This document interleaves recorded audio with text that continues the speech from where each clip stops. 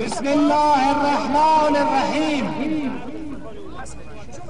آقایان غنی و عبدالله، کابینه‌ای که بعد از ماه‌ها انتظار اعلام نموده اید و اکثریت اقوام، اقشار، جغرافیا و خصوصا به ملت بزرگ و عزتمند هزاره توهین نموده اید. کابینه فعلی شما غیر عادلانه، انحصارگرایانه، متعصبانه و یک جانبه می باشد. ما خواهان یک کابینه متعادل، فراگیر و همه شمول می باشیم. ملت شریف هزاره یکی از 4 قوم بزرگ افغانستان است. مستحق 6 وزارت، 1 وزارت کلیدی و ریاست یکی از قواهای ثلاثه دولت می باشد. 3 وزارت عادی غیر کلیدی دست سوم به میلیون‌ها رای پاک مردم هزاره اهانت بزرگی است. این دسیسه و توطئه سیاسی هرگز قابل بخشش و هرگز قابل تحمل نیست. تکبیر! الله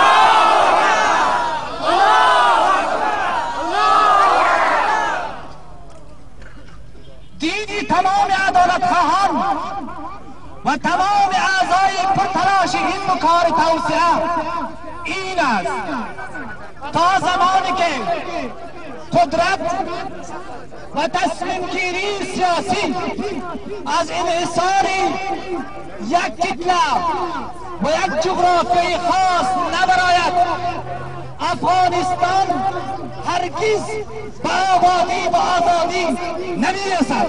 تکبیر! مشارکت عادلانه تمام اقوام، تمام اقشار، تمام جغرافیا در قدرت و تصمیم گیری دولت می باشید. تکبیر! الله اکبر! انحصار، تمامیت خواهی و برتری طلبی در فرهنگ سیاسی برای جواب امروز کلانترین نقص و کلانترین عیب شمرده می شود.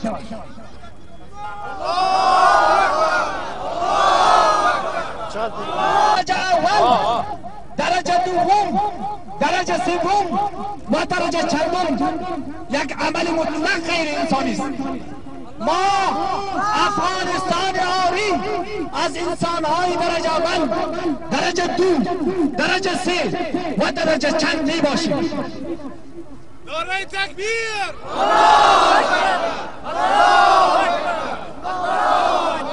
آقای غنی شعار این بود که هیچ شهروند از شهروند برتر نیست، هیچ شهروند از شهروند کمتر نیست. شعار این بود که ما هزاره ها را از زندان جغرافیایی نجات بدهیم. کجا شد اون چهارها؟ کجا شد اون وعده ها که تو دادی برای گرفتن رای میلیون ها رای مردم شریف هزاره؟ امروز مردم شریف هزاره نه تنها که از زندان جغرافیایی نجات پیدا بلکه زندان سیاسی هم علاوه گردید. تکبیر!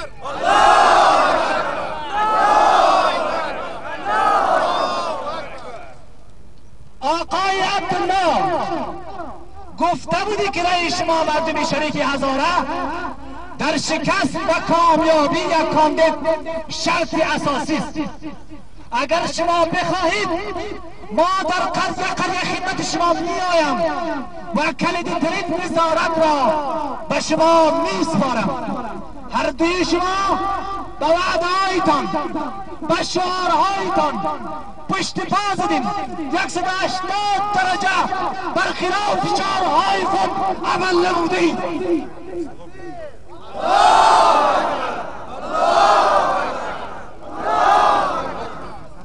آقایان غنی و عبدالله، من به نمایندگی از عدالت خواهان اخطار میدهم، هشدار میدهم، ابلاغ میکنم که کابینه متعصبانه، کابینه غیر عادلانه، کابینه یک طرفه افغانستان را به چالش بزرگ مواجه بسازد.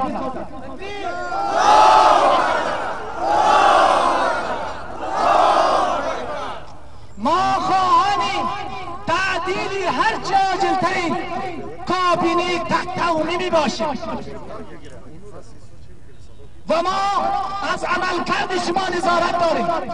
حذف سیستماتیک کادرهای ملت شریف هزاره را در حکومت دست بردار و ما خواهان از این هستیم که در سرنوشت مردم و سرزمین مشترک باید مشترکاً تصمیم گرفته شود.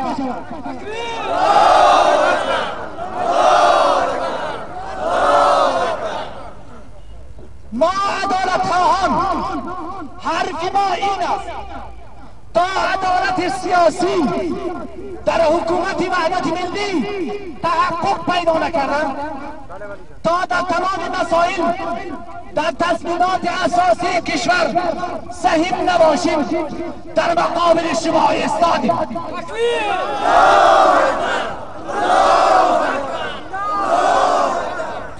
از طریق اعتراضات گسترده و حرکت‌های مدنی سیاست‌های غیر انسانی و ضد انسانی شما را به چالش می‌کشیم.